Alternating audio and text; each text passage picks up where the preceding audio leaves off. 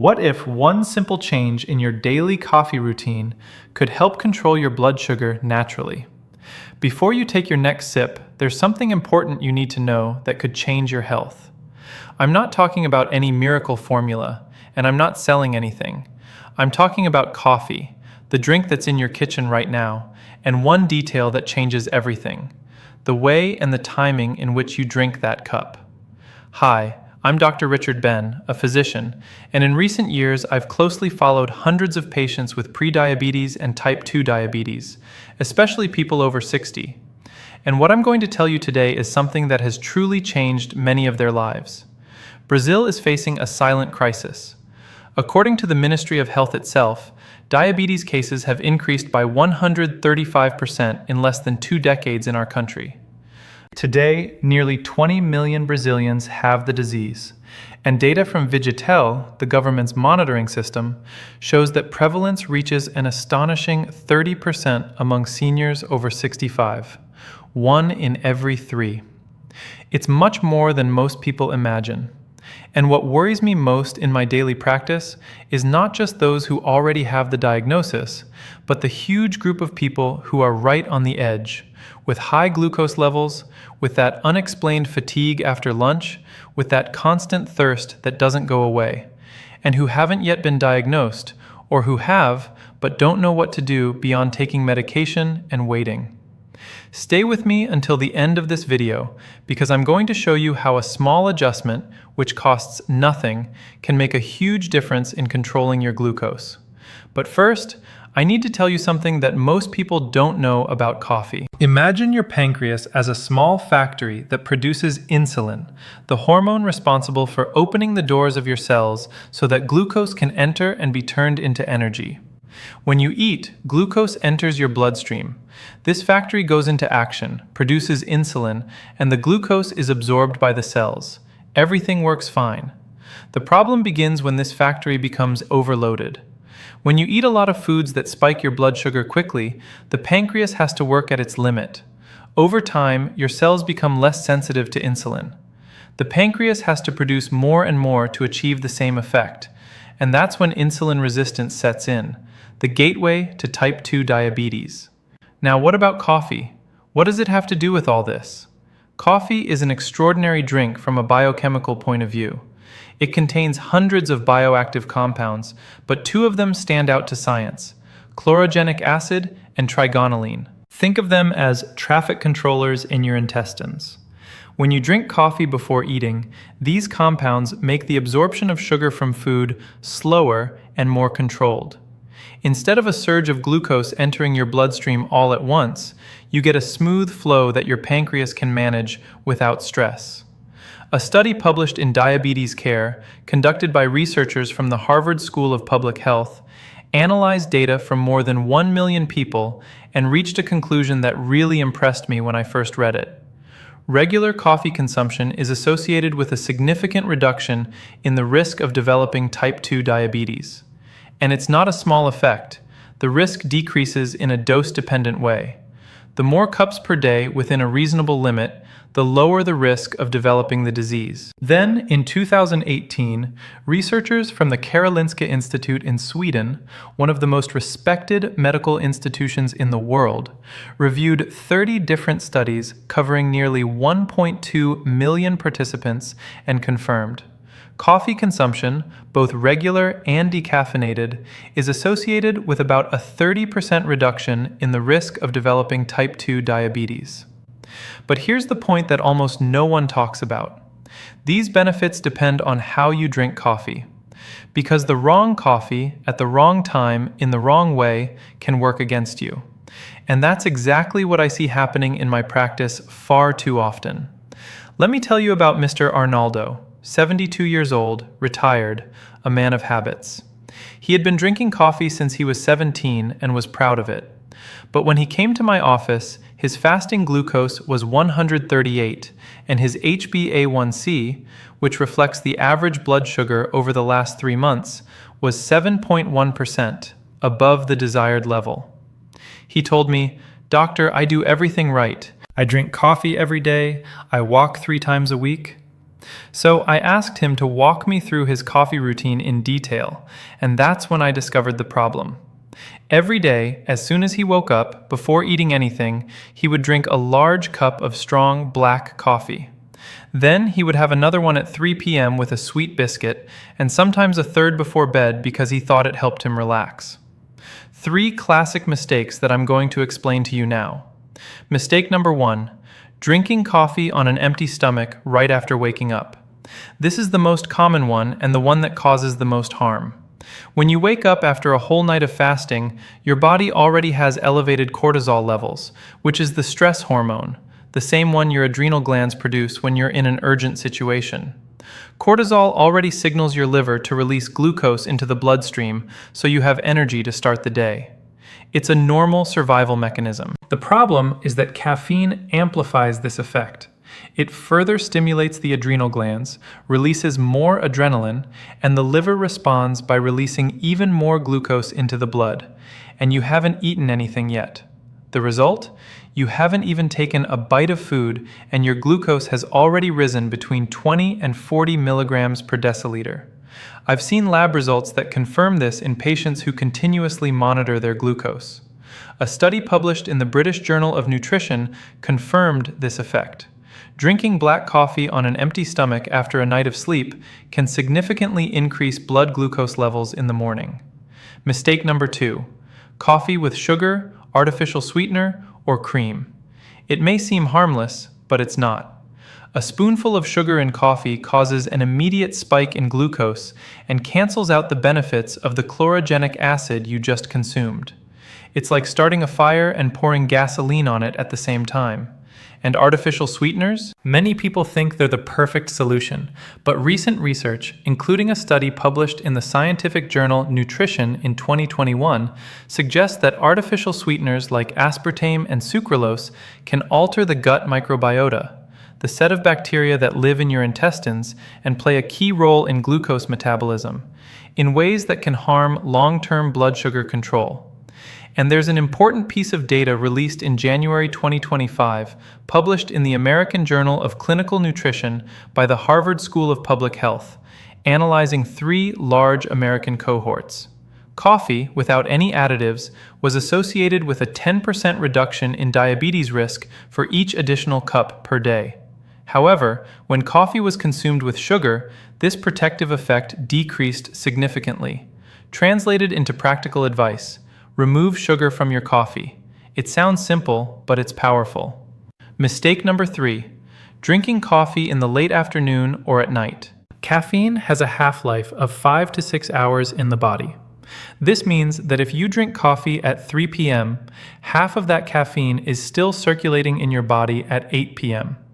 It keeps cortisol levels elevated, interferes with deep sleep, and it's during quality sleep that the body regulates part of glucose metabolism. Poor sleep equals uncontrolled glucose. It's a vicious cycle. When I explained all this to Mr. Arnaldo and we adjusted his coffee routine together, in 8 weeks his fasting glucose dropped from 138 to 112. His HbA1c went from 7.1% to 6.6%. Without changing medication, without a radical diet, without going to the gym, just by adjusting his coffee habits. Now I'm going to tell you how you should drink coffee to make the most of the benefits that science has already proven. But first, I need to ask you something. If this content is helping you, give it a like and subscribe to the channel if you haven't already. I have much more content like this that can transform your health in the upcoming videos. And tell me in the comments where you're watching from. I love knowing which part of Brazil my content is reaching. Back to our topic, the right coffee at the right time. First golden moment, breakfast, but not the very first thing in the morning. When you wake up, first drink a glass of water. Wait between 30 and 60 minutes. Eat something that contains protein, scrambled eggs, a piece of cheese, plain unsweetened yogurt, any source of protein.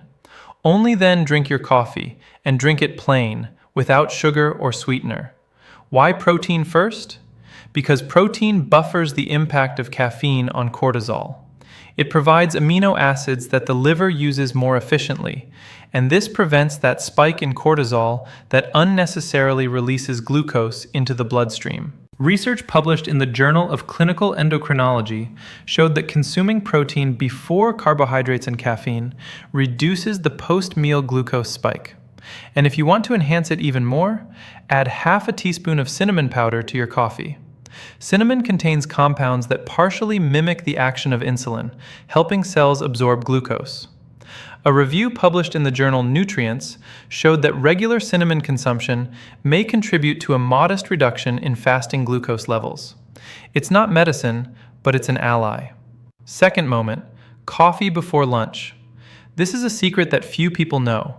About 20 to 30 minutes before your main meal, drink a small cup of plain black coffee without sugar.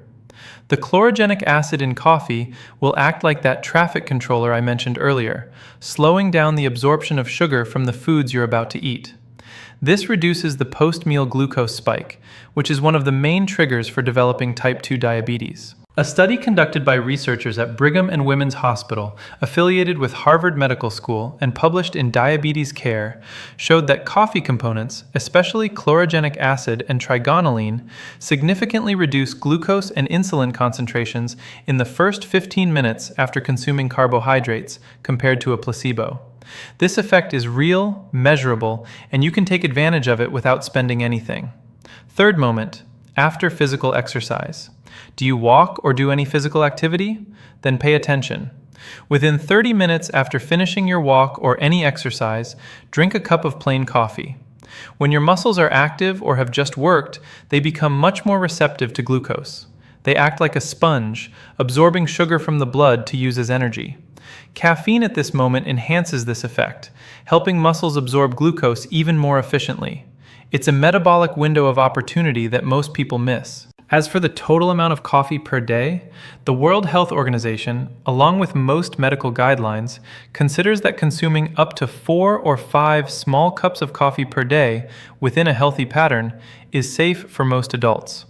The Karolinska Institute, in the review of 30 studies I mentioned, found that this amount falls within the range of protective benefits against diabetes. But each person is different. If you feel palpitations, anxiety, tremors, or insomnia from coffee, it may be that your caffeine metabolism is slower, which is genetically determined. In that case, reduce it to 2 cups per day or choose a quality decaffeinated option, which also contains chlorogenic acid and retains many of the benefits. Here's a story I need to tell you.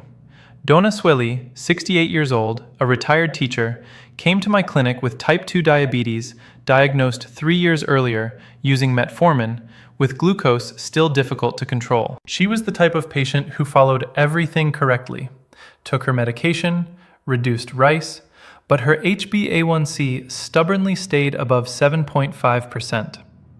When I discussed her routine, I discovered that she drank sweetened coffee with milk in the morning, coffee with sweet biscuits in the afternoon, and had practically stopped moving because her legs felt heavy. Together, we created a simple plan. Breakfast. Wait 45 minutes after waking up, eat a boiled egg, then have plain coffee with cinnamon. Pre-lunch coffee. A small cup 20 minutes before eating.